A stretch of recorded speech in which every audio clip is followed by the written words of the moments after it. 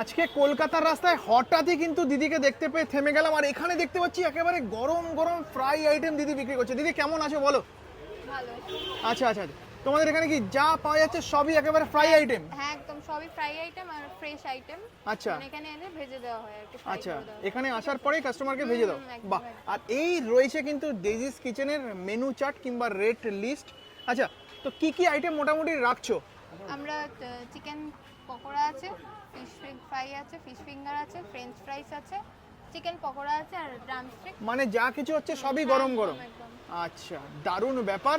তো এখানে দেখতে পাচ্ছি রীতিমতন কিন্তু অনেক মানুষ আসছে এবং ভিড় জমিয়ে খাচ্ছে।